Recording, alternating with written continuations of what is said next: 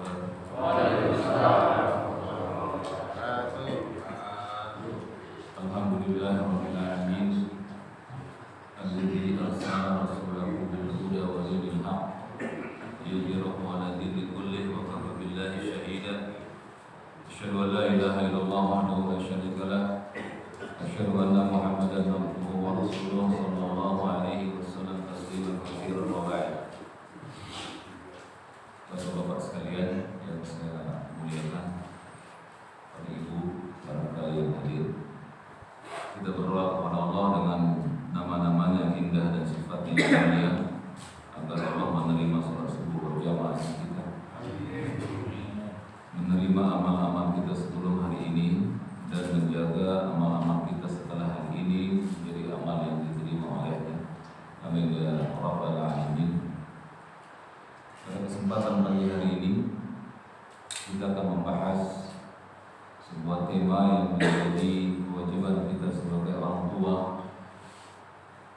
dan juga kewajiban anak sebagai anak dari orang tua. Ini bab tarbiyatul aulad, bab tarbiyah, mendidik anak-anak. Ada sebuah pepatah dalam bahasa Arab yang berbunyi demikian, Pak.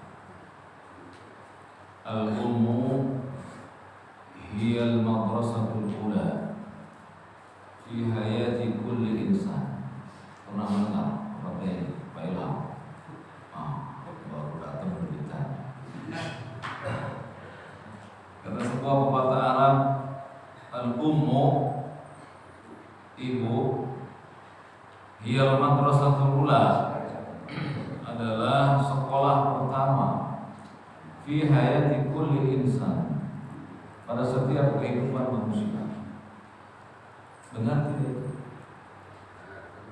Nah, jadi ibu adalah sekolah yang pertama bagi setiap manusia. Setelah mendengar pepatah ini, kata bapak, namaku nggak disebut. Tidak demikian. Pepatah ini bukan berarti pendidikan anak ada di tangan seorang ibu. Adapun kalimat ini karena ibu yang sering bersama dengan anak-anaknya. Di mana, Pak? Di rumah. Ya. Jadi rumah adalah sekolah, bangunan sekolah pertama bagi anak-anak ibu dan bapaknya. Sang bapak mencari nafkah untuk ibu dan untuk istri dan anaknya sambil membentengi istrinya. Kemudian sang istri saat bapaknya bekerja menjadi guru bagi anak-anaknya. Maka jadilah al-ummu al-madrasatul ula. Ibu adalah madrasah yang pertama bagi anak-anak. Dan setiap kita, apakah kita ini sebagai orang tua atau kita sebagai anak, ingin menjadi orang tua dan anak yang saleh. Ya, bukankah bapak dan saya suka berdoa dengan Rabbi habli minas sholihin? Apa artinya itu? Ya Rabbi, wahai Tuhanku,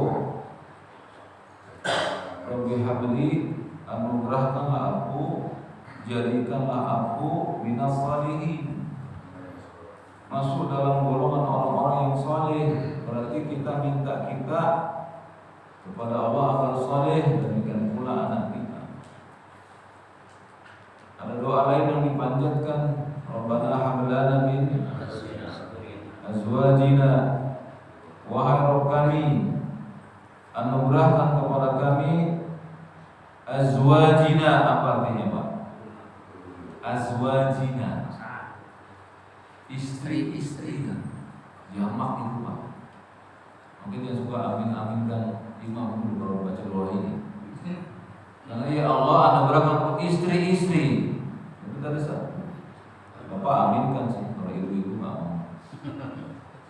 Rabbana hab lana min azwajina, azwaj. Ya Allah, ya Tuhan kami, anugerahkanlah kami istri-istri, wa dzurriyyatina, dan keturunan. Wa dzurriyyatina qurrata a'yun. Apa itu Pak qurrata a'yun? Menunjukkan pandangan. Nah, kalau secara bahasa menuju mata. Ya, kalau secara istilah syariat penenang jiwa. Keduanya sah. Jadi kita minta sama Allah itu, minta istri, minta anak yang menjadi penunjuk mata. Yang kalau dilihat kita senang melihat. Demikian pula istri kita akan meminta kepada Allah, ya Allah anugerahkanlah aku suami yang penunjuk mata. Sama. Ya. Kenapa kita berharap demikian?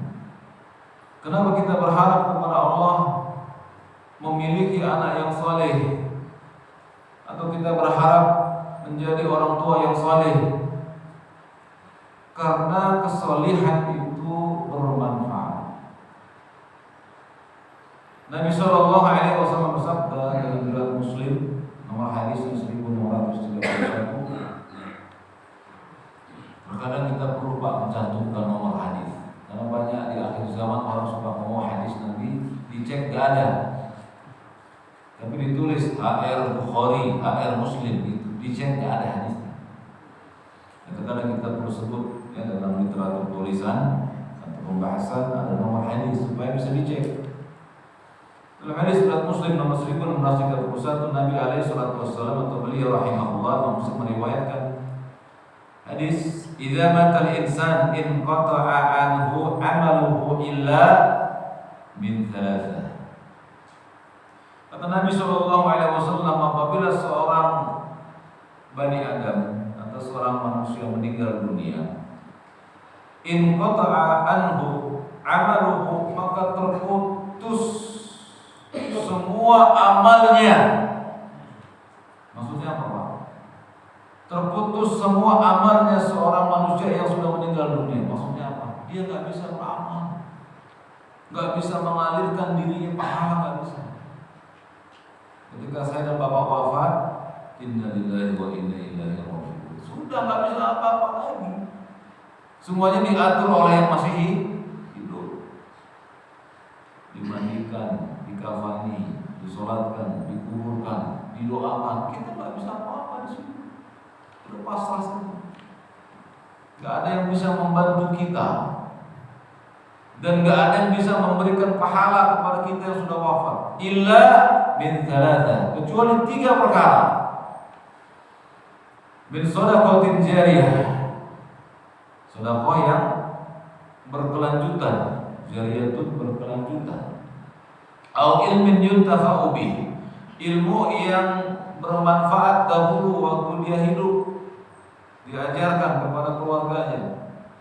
Yang terakhir kata Nabi alaihi salatu wassalam, au waladin salihin yad'u lahu, anak soleh yang mendoakan orang tuanya. Kita ambil yang paling bawah ya, kita syarah yang bawah. Para ulama memberikan penjelasan bahwa waladun salihun yad'u lahu, anak soleh yang mendoakan orang tuanya. Ada kalimat waladun salihun.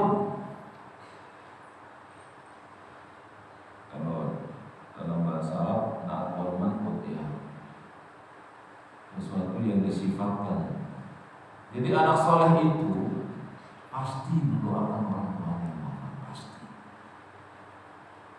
Dengan kesolehannya itu Allah bimbing dia untuk mendoakan orang tuanya yang sudah wafat. Ini manfaatnya kesolehan.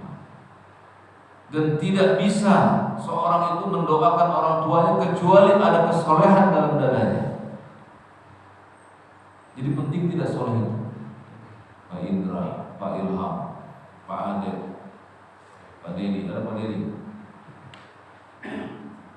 Pak Solihin, saya, Pak Khairuddin, punya orang tua, baik yang masih hidup atau sudah wafat, ada. Kita lahir dari orang tua. Jadi orang tua kita sedang menanti bantuan dari anaknya yang masih hidup. Dan anaknya nggak bisa berdoa kepada Allah. Allah nggak ilhamkan dia. Allah nggak ajari dia dalam bagaimana cara berdoa kepada orang tua yang sudah wafat. Bahkan kata para ulama yang mensyarah hadis ini, yaitu Imam Nawawi rahimahullah dalam kitabnya Al-Minhaj, maksudnya au waladin sholihin atau anak soleh, maknanya kata beliau rahimahullah, setiap perbuatan anak yang soleh langsung otomatis mengalirkan pahala kepada orang tuanya yang sudah wafat tanpa dia berdoa. Jadi semoga kita menjadi anak yang soleh. Sebab setiap perbuatan anak soleh langsung mengalirkan pahala kepada orang tua tanpa dia berdoa. Apalagi kalau dia berdoa mustajab. Ini balasan atas kesolehan seseorang. Di mana itu? Di alam kubur. Tatkala kita wafat, tatkala dua malaikat Allah yang bernama Munkar Nakir datang dan kita didudukan dari pembaringan kita, dimasukkan rohnya kita, maka berkata dua malaikat. Udah hafal ya? Dari kecil Pak, man rabbuka, man nabiyuka, man dinuka, bahasa Arab. Mantu, saya orang Depok, kalau bahasa Arab. Gimana jawabnya? Yang bisa menjawab iman dan amal soleh dan bantuan doa anaknya yang masih hidup. Jadi pentingnya kesolehan. Yang kedua, Allah Azza wa Jalla mengabarkan Pak, di akhirat nanti. Di akhirat nanti kata Nabi alaihi salatu wassalam, inna Allah Azza wa Jalla la yarfa'u darajata lil abdi salih fil jannah. Allah Azza wa Jalla mengangkat derajat seorang hamba yang saleh, baik kita maupun orang tua kita atau kakek kita. Karena dia saleh diangkat oleh Allah, kedudukannya di surga. Sampai-sampai orang yang diangkat derajatnya ini fayaqul, berkata, "Ya Rabbi, anna li hadhihi." Kenapa aku sampai pada tempat yang tinggi seperti ini? Mungkin saya, bapak, orang tua saya, orang tua bapak, kakek saya, kakek bapak, nanti berkata begitu kepada Allah. Ya Rabbi, anna li hadhihi. Kenapa kau angkat aku sedemikian tingginya? Fayaqul, maka Allah berfirman, bi istighfari waladika laka. Itu dengan sebab anakmu yang mendoakanmu dengan istighfar. Jadi anak yang saleh senantiasa beristighfar kepada Allah untuk siapa? Apa dalilnya Pak? Rabbana ighfirli wa li walidayya wa lil mu'minina. Itu Pak, anak saleh itu amal doa itu. Manusia belum apalin doa itu, karena itu bentuk kesalehan. Wahai Tuhan kami, ighfirli, ampunilah aku, wali walidayya, dan kedua orang tuaku, walil mu'minin, dan semua orang-orang yang beriman. Pada hari ditegakkannya hisab. Nanti Pak, setelah dikubur kita ditanya oleh dua malaikat Allah. Kalau kita baik, maka pertanyaan berikutnya mudah kita jawab. Kalau nanti di alam kubur kita nggak bisa menjawab pertanyaan dua malaikat Allah, maka jangan harap bisa menjawab pertanyaan Allah kepada manusia. Itu konsekuensinya. Dan para ulama sepakat bahwa alam kubur adalah gerbang menuju alam akhirat, di mana manusia akan berhadapan dengan roh mereka. Ya, jadi orang yang soleh itu di dunianya diberikan petunjuk. Ya, dari mana kita tahu Pak, orang yang soleh diberikan petunjuk? Nabi SAW adalah sosok manusia yang paling soleh. Beliau diberikan petunjuk oleh Allah Jalla wa'ala bagaimana menyikapi orang-orang yang memusuhi beliau dari kalangan kerabatnya sendiri. Siapa kerabat yang sangat memusuhi beliau? Abu Lahab. Sampai datang turun kepada kita surat apa? Al-Masad, Allah. sampai namanya diabadikan oleh dalam Al-Quran. Tapi yang Allah abadikan kebaikan atau keburukannya? Keburukan. Tapi Allah Azza wa Jalla memberikan Nabi petunjuk bagaimana menyikapi pamannya tersebut. Diberikan hidayah, petunjuk. Nabi sering tidak memiliki makanan Pak di rumah. Tidak punya makanan sampai 3 hari. Kalau kita Pak nggak ada makanan 3 hari, mungkin pasangan kita udah berbeda wajahnya. Beliau bertanya kepada istri beliau, adakah makanan pada hari ini?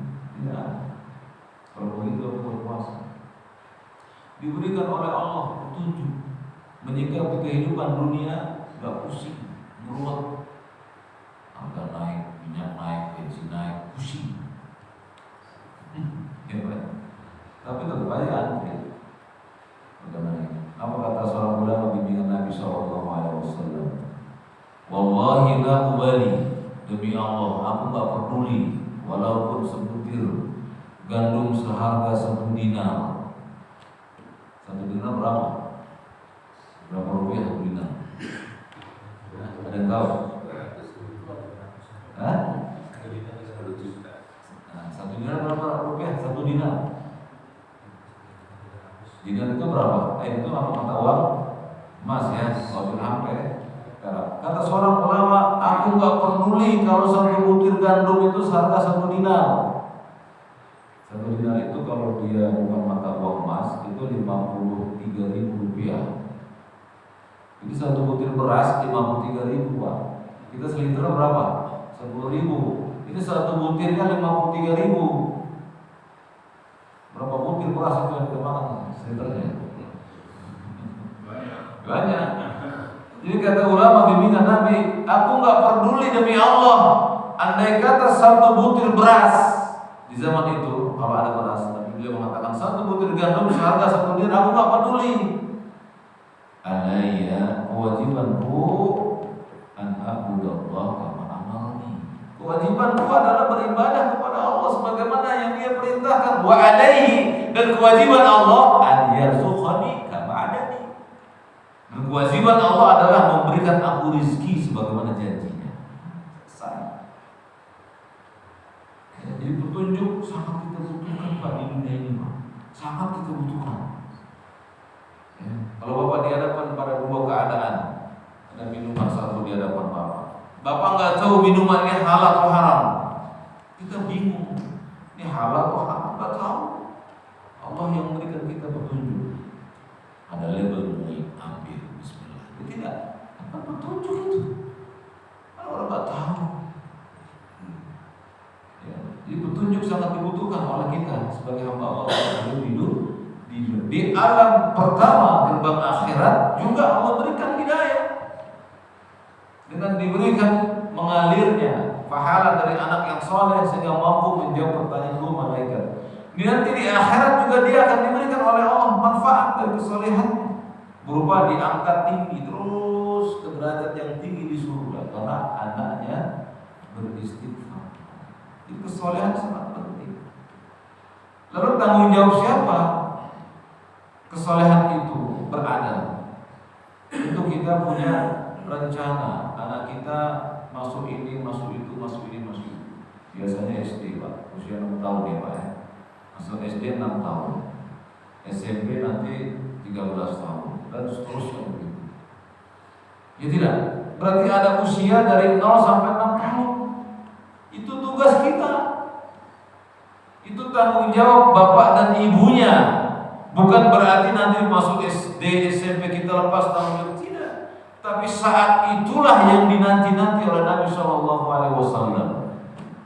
Beliau berkata kepada anak yang berusia 6 atau 7 tahun atau 5 tahun, ya gulam, siapa yang dipanggil oleh Nabi? Abdullah bin Abbas, masih kecil Pak. Ya gulam, inni u'allimuka kalimat. Wahai anak kecil, sini aku ajarkan engkau beberapa kalimat. Ihfazillah yahfazka. Jagalah Allah, niscaya Allah menjagamu. Anak kecil suruh jaga Allah, gimana itu? Bisa? Kita aja nggak bisa jaga Allah. Maksudnya jaga syariatnya. Ihfazillah tajidhu tujahak. Jagalah Allah, niscaya engkau akan hadapi Allah di hadapanmu. Bagaimana Allah di hadapan ilmunya kau dapati dia di hadapanmu, ciptaannya kau akan lihat, rezekinya. Kata Nabi Sallallahu Alaihi Wasallam, "Idza sa'alta fas'alillah, wa idza ista'anta fasta'in billah." Jika engkau minta, minta pada Allah. Jika engkau mohon pertolongan kepada anak kecil usia 5 sampai 7 tahun, diajarnya itu. Enggak diajarin yang susah-susah. Kalau kau nanti mau jadi apa, enggak diajarin itu. Ajari dia. Kata Nabi, ajari anak itu kenal dengan Rabbnya. Jaga Allah, niscaya Allah jaga engkau. Kalau kau minta, minta sama Allah, jangan minta sama bapak, minta sama Allah. Dan hadis ini Pak dipakai oleh sebagian ulama Islam untuk mendidik anak-anak mereka sejak dini. Mereka ajarkan mintanya kepada Allah. Yang pertama kali, jadi kalau mereka minta, ya Allah berikan aku permen, kemudian baru dia minta kepada bapaknya, Pak mana permennya? Kebiasaan itu menjadikan si anak Allahu Samad, Pak. Hanya bergantung kepada kita. Kan dari kecil itu sampai besar masih menyusui, bukan menyusui dalam arti dohiri. Sudah besar pun kita masih disusui oleh bapak dan ibu kita. Kita tak kuat di atas kaki kita sendiri. Sejak kecil Nabi ajarkan anak-anak kaum muslimin agar mengenal Allah Jalla wa'ala. Dan bapak serta saya harus tahu bahwa yang membuat kita kuat bukan kita, yang membuat kita bisa bukan kita. Yang mampu memberikan bapak kemampuan untuk menarik rezeki Allah bukan bapak dan saya. Allah yang berikan kita kekuatan. Ada sebuah ayat atau sebuah zikir yang artinya kita nggak mampu mendapatkan kecuali dari Allah. Apa itu? Hauqala. Apa ucapannya? La haula. Kan itu kita ucapkan. Tidak ada daya dan tidak ada kekuatan kecuali dari Allah. Cuma ucapan ini mengalir saja, nggak membekas di sini, nggak nempel di sini. Sehingga apabila kita mampu melakukan sesuatu, kita katakan bukan karena saya. Ini sifat-sifat jahiliyah. Bagaimana Qarun mengatakan bahwa harta yang kudapat min ilmi indi, kekayaan yang aku dapat itu dari ilmu yang ada pada sisiku. Maka Allah benamkan dia.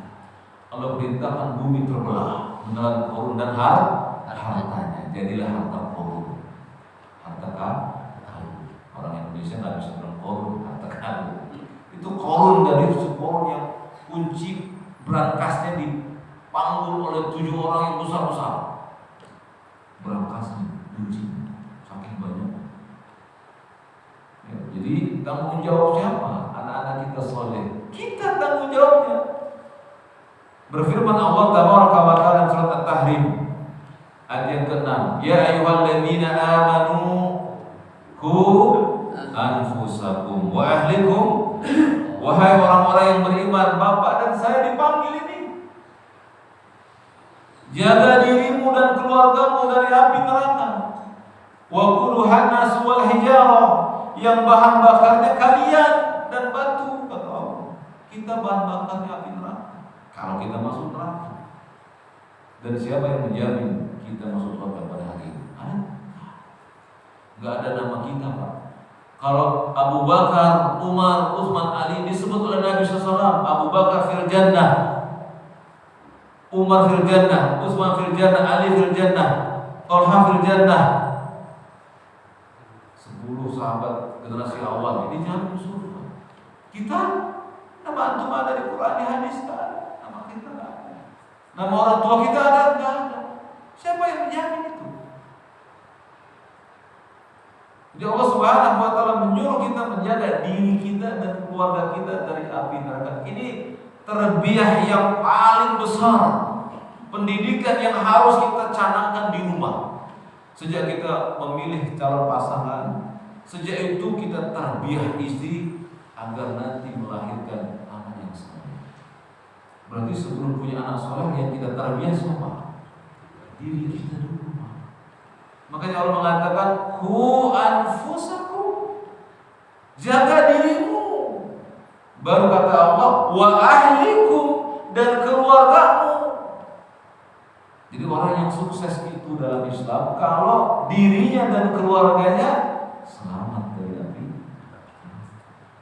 Jadi kalau sekarang saya dan Bapak sukses, punya banyak harta dunia, belum sukses Pak, belum. Kata Abu Bakar radhiyallahu anhu, aku tidak akan pernah tenang seandainya kaki kananku masuk ke dalam surga sampai kaki kiriku masuk surga juga. Jadi kita ini belum bisa tenang Pak. Walaupun anak kita tuh ya udah SMA, udah SMA favorit misalnya. Sampai berapa usia anak boleh pisah dengan kita dalam Islam? Usia balik Pak. Dalam usia balik anak itu boleh pisah dengan kita. Boleh dia mandiri, namun tetap kita kontrol. Tapi kalau anak perempuan sampai dia dinikahi oleh laki-laki lain, berpisah dengan kita. Islam itu mendidik anak itu sampai balik, dia boleh cari kehidupannya sendiri sambil dimonitoring. Nah sampai usia balik, sebelum usia baliknya sampai menuju balik itu tanggung jawab kita. Jadi anak usia 17 tahun itu kira-kira SMA apa? SMA ya. Nah di usia SMA itu anak itu masih harus pengawasan kita. Pendidikannya harus kita berikan dia. Jadi kalau kita didik dia di SMP, SMA atau SD, SMA, Bapak nggak boleh. Udah selesai. Bukan itu. Ya. Belum lama kita dikagetkan dengan seorang bapak yang membunuh anak kandungnya sendiri di SD 9 ya, Depok. Dijajah, mungkin. Apakah ini tidak terjadi di sekitar kita? Terjadi di sekitar kita. Dan berbagai berita datang. Yang gak soleh bapaknya, yang gak soleh ibunya, yang gak soleh anaknya, semuanya karena sebab tidak bersoleh. Anaknya mencaci maki orang tuanya, ibunya ngajarin anaknya suka mencaci maki bapaknya, dan seterusnya. Ini kan bentuk ketidaksolehan. Anak soleh gak pernah mendurhakai orang tuanya. Jadi kita disuruh oleh Allah menjaga diri dan keluarga. Ayat ini ditafsirkan oleh seorang tabi'in, Qatadah rahimahullah. Beliau berkata begini, Pak. Ta'muruhum bi ta'atillah wa tanhahum an maksiatillah. Yakni hendaknya kau perintahkan anak-anakmu atau keluargamu untuk mentaati Allah dan melarang mereka dari berbuat maksiat kepada Allah. Wa antaquma alaihim bi amrillah wa ta'muruhum bihi wa tusa'idahum alaihi, dan hendaknya engkau menerapkan perintah Allah kepada mereka dan perintahkanlah dan bantulah mereka untuk menjalankannya. Jadi perintahkan istri kita, anak kita untuk mentaati Allah dan bantu mereka. Pak, saya belum punya ini Pak, Bapak beliin tunggu sebentar dipakai. Kata istri, Pak, saya belum punya ini Pak, saya tunggu, saya akan cari. Ini nggak mesti ada itu. Tapi bantu istri dan anak kita untuk mentaati Allah dan larang mereka dari berbuat maksiat kepada Allah. Pak, saya pengen TikTok. Jangan. Kuotanya Bapak ambil. Sekarang generasi kita Pak, nggak laki, nggak perempuan, nggak kecil, nggak besar. Di masjid ber-TikTok dia. Jadi masjid di selfie. Belakangnya masjid, depan pakarangnya TikTok. Di mana letak cemburunya kita kepada rumah Allah ini? Apa nggak ada tempat lain kecuali di masjid? Itu. Dan itu terjadi di tengah-tengah kaum muslimin. Makanya kata para ulama, Pak, perkara yang berat di akhir zaman bukanlah syaitan itu mengganggu manusia di masjid, tapi syaitan mengganggu manusia di rumah-rumah mereka. Dengan apa Pak? Dengan handphone. Itu seorang anak kecil bisa membunuh orang tuanya. Seorang ayah bisa membunuh anaknya dengan perantara handphone. Di rumah mereka belajar dengan handphone. Mereka lihat tayangan-tayangan yang menyeramkan di handphone tanpa ada batasan sama sekali. Dan kita diperintahkan itu, melarang anak kita dan istri kita habis waktunya untuk itu. Bersabda beliau sallallahu alaihi wasallam, "Min husnil Islam al-mar'u tarkuhu ma la ya'ni." Kata Nabi sallallahu alaihi wasallam, tanda bagus Islamnya seseorang, dia meninggalkan hal yang tidak bermanfaat bagi dirinya. Bukankah nanti jari-jari kita bersaksi? Al-yawma nakhtimu ala afwahihim. Apalagi? Wa tukallimuna aydihim wa tashhadu arjuluhum bima kanu yaksubun. Nanti pada hari tertentu kata Allah, kami bungkam mulut-mulut hamba. Kami jadikan tangan-tangan mereka bisa berbicara sebagai saksi, dan kami jadikan kaki-kaki mereka sebagai saksi.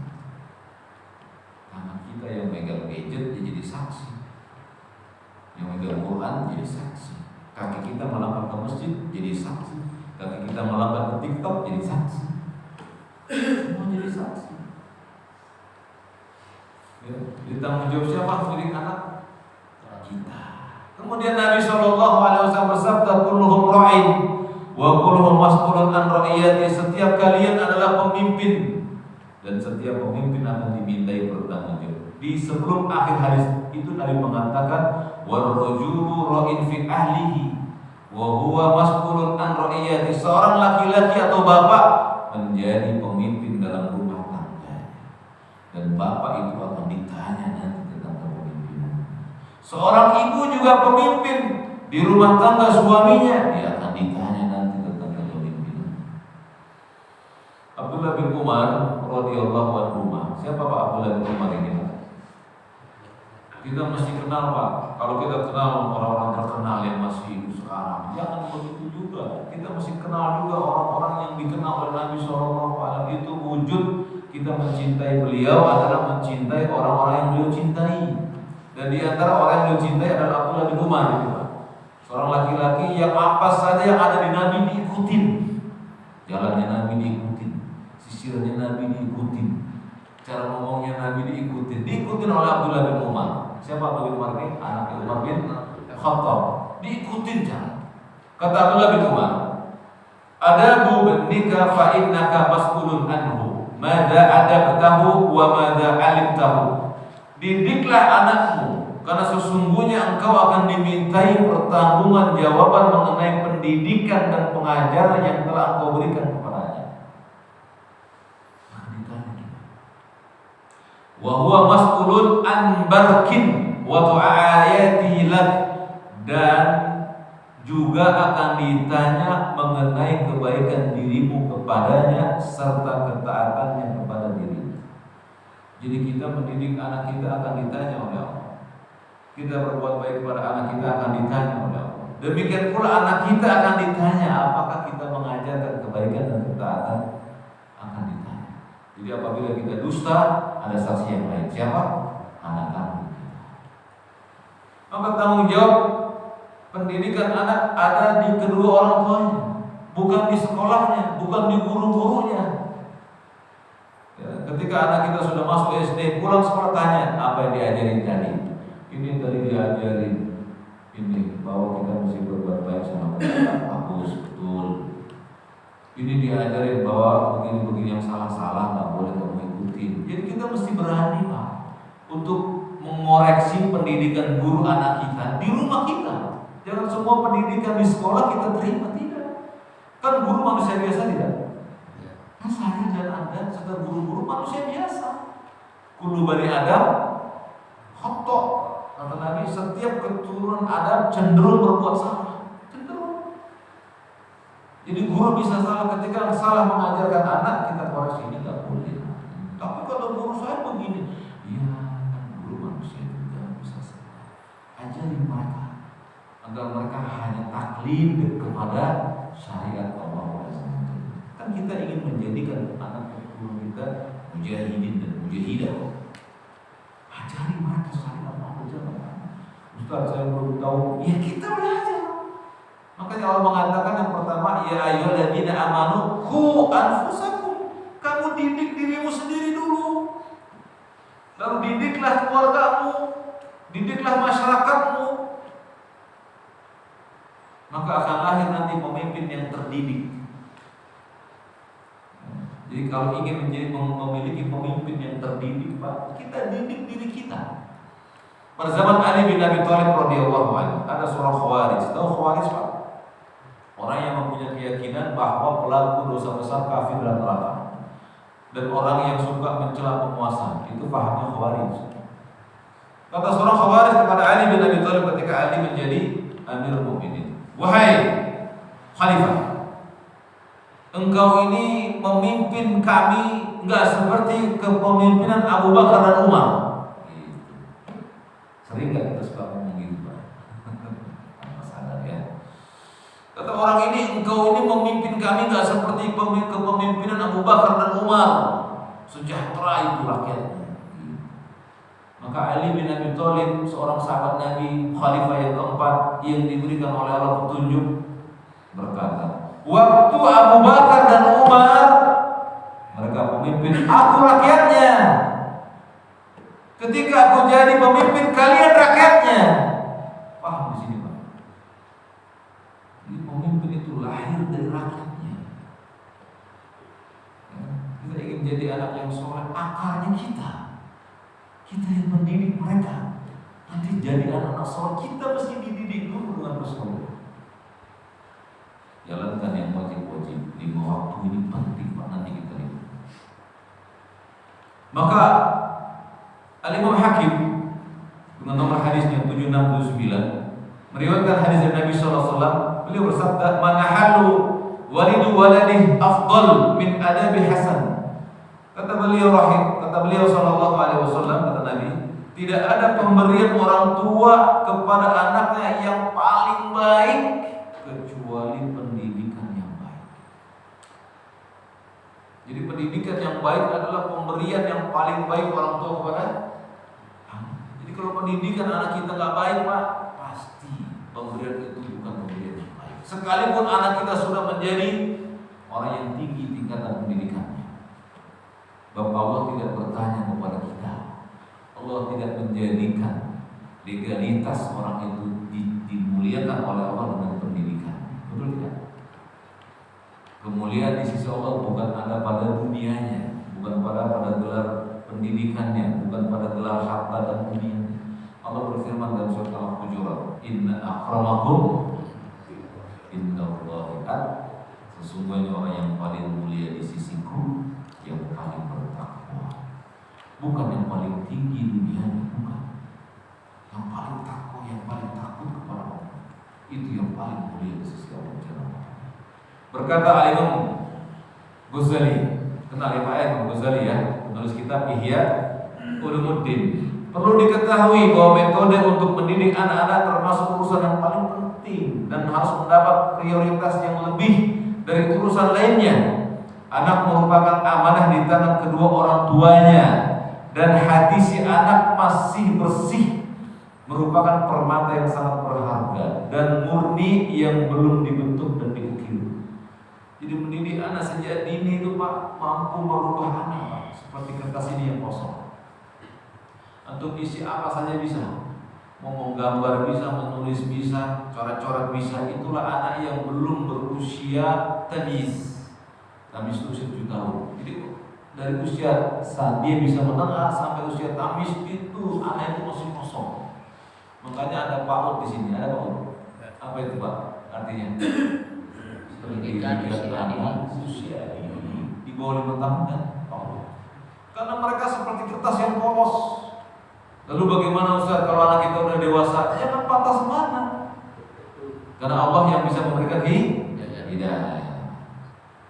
Ya, jadi kata Al-Ghazali, dan setiap orang yang mendidiknya, baik itu orang tuanya maupun para pendidiknya yang lain, akan turut memperoleh pahala sebagaimana anak memperoleh pahala atas amal kebaikan yang dilakukan. Jadi orang tua yang mendidik anaknya baik dapat pahala, gurunya dapat pahala. Wajib bagi kita dan semua pendidik untuk mendidik anak di atas agama. Itu yang pertama. Sisanya dilihat, matematika, ilmu alam, dan lainnya itu pelengkap. Dasarnya adalah ilmu syariat dulu. Ajarkan mereka tentang Allah, tentang Rasul, tentang agama Islam. Terus sambil diisi dengan pendidikan dunia. Berkata Ibnu Qayyim al-Jauziyah rahimahullah, siapa saja yang mengabaikan pendidikan anaknya dalam hal-hal yang berguna baginya, lalu dia membiarkan begitu saja, berarti dia telah berbuat kesalahan yang fatal. Mayoritas penyebab kerusakan anak adalah akibat orang tua mengabaikan anak serta tidak mengajarkan berbagai kewajiban dan ajaran agama. Orang tua yang menelantarkan anak-anaknya ketika mereka masih kecil telah membuat mereka tidak bermanfaat bagi diri mereka sendiri dan bagi kedua orang tua mereka setelah dewasa. Ada orang tua yang mencela anaknya yang durhaka. Lalu anaknya berkata, "Wahai ayah, engkau ini mendurhakai aku ketika aku kecil, maka aku akan durhaka kepadamu setelah aku besar. Engkau menelantarkanku ketika kecil, maka aku pun akan menelantarkanmu ketika engkau tua renta." Jadi al-jaza min jinsil amal. Balasan itu tergantung amalnya. Jadi kita gak peduli sama anak gak bakal peduli sama kita. Ya. Berkata Hasan al-Basri rahimahullah ta'ala ketika beliau mengajarkan qurrata a'yun tadi, Allah berfirman dalam surah Al-Furqan, "Walladzina yaquluna rabbana hab lana min azwajina wa dhurriyyatina qurrata a'yun waj'alna lil muttaqina imama." Ya Rabb, kami anugerahkan kepada kami istri-istri kami dan keturunan kami sebagai penunjuk mata, dan jadikanlah kami imam bagi orang yang bertakwa. Maka Hasan al-Basri bertanya, "Wahai Abu Sa'id," Abu Sa'id ini punya. Jadi bapak-bapak ini kalau punya anak, ya kasih punya Pak. Bapak, saya dipanggilnya Abu Umar karena anak saya Umar. Ini sunnah yang hilang. Sunnah yang hilang. Kita malu menggunakan sunnah ini. Sunnah Nabi yang hilang Pak. Kalau siapa mengikuti sunnah beliau bersama beliau sesuatu. Dan Nabi SAW, "Anta ma'aman ahbabta." Kalau bersama dengan orang yang kalian cintai, kita cintai sunnah beliau. Jadi kalau kita punya anak siapa, misalnya di sini ada nama anaknya Halim, ya benar berarti Abu Halim. Ada yang punya anak apa Pak Adit? Siapa anaknya Pak Adit? Pak Adit punya anak, siapa namanya? Fauzan. Nah berarti saya panggil antum Abu Fauzan. Jadi panggil Abu Fauzan adik atau adik Abu Fauzan. Begitu. Ya kita coba pakai itu Pak. Kali ini ajaran Nabi yang hilang, terkubur umat beliau sendiri. Ya, jadi Abu Sa'id itu gelar untuk Hasan al-Basri. Beliau ditanya, apa yang dimaksud dengan qurrata a'yun? Apakah qurrata a'yun itu akan terjadi di dunia atau di akhirat? Maka Hasan al-Basri berkata, bahkan terjadi di dunia. Jadi penyejuk mata itu atau penenang jiwa dari anak atau istri kita akan terjadi di dunia. Kalau Pak Abu Fauzan punya dua anak misalnya, Fauzan dan Fahmi misalnya. Misalnya saja, Fauzan ini sholatnya rajin, walaupun mungkin SMA-nya swasta misalnya.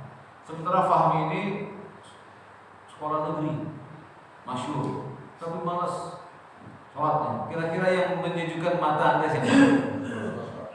Hah? Yang swasta kan? Walaupun dia swasta, tapi rajin beribadah kepada Allah. Jadi qurrata a'yun itu akan Allah berikan kepada setiap hamba yang saleh. Sehingga yang melihatnya, masya Allah, anak saya swasta apa-apa, gajinya kecil nggak apa-apa, tapi apa besar pahala di hadapan Allah. Itu Allah anugerahkan orang. Ini terjadi di dunia. Ya. Kemudian bapak-bapak sekalian, ada sebuah pepatah Arab juga yang bagus yang akan kita bawakan pada kesempatan pagi hari ini. Yaitu yang berbunyi kaifa istaqama zil wa awruhu aqwal. Sebuah pepatah Arab yang berkata begini, bagaimana bisa bayangan itu lurus sementara bendanya bengkok? Paham? Bagaimana ya bayangan itu bisa lurus kalau bendanya bengkok? Maksudnya apa? Bagaimana anak bisa sholat kalau bapak dan ibunya tidak? Jadi mari kita bikin kita sholat. Ya. Kemudian Allah Jalla wa Ala berfirman, catatan ayatnya Pak. Yang catatannya kuat, alhamdulillah. Berarti yang nggak bawa catatan buat catatannya ya, amin ya robbal alamin. Ali Imran ayat 34. Dalilnya bahwa kita Pak akan menjadikan sebab baik tidak baiknya anak kita. Ayatnya itu. Ya, Allah Jalla wa Ala berfirman dalam surat Ali Imran, "Dzurriyyatan ba'dhuha min ba'din, wallahu samii'un 'aliim." Kata Allah Subhanahu wa taala, keturunan itu sebagiannya turunan dari yang lain. Ali Imran ayat 34. Ya. Jadi Pak, anak kita mau soleh, kitanya harus soleh karena bayangan itu akan mengikuti bendanya. Ya. Kemudian Pak, anak yang soleh atau orang yang soleh akan menjaga hartanya. Allah berfirman dalam surat Al-Kahfi ayat 82, wa amal jidar fa kana li gulamaini yatimain fil madinati wa kana tahtahu kanzul lahuma wa kana abuhuma salihah. Kata Allah Subhanahu wa taala kepada Nabi Khidir. Nabi Khidir itu bertemu dengan siapa? Musa alaihissalam. Lalu Nabi Khidir hancurkan dinding. Dihancurkan dinding, maka Nabi Musa berkata, kenapa kau hancurkan tembok tersebut? Maka Nabi Khidir berkata, di balik dinding ini adapun dinding rumah ini kepunyaan dua anak yatim yang ada di kota ini. Dan di bawah dinding itu ada harta benda simpanan bagi mereka berdua. Kemudian Allah mengatakan, wa abuhuma sholihah, karena bapak keduanya soleh.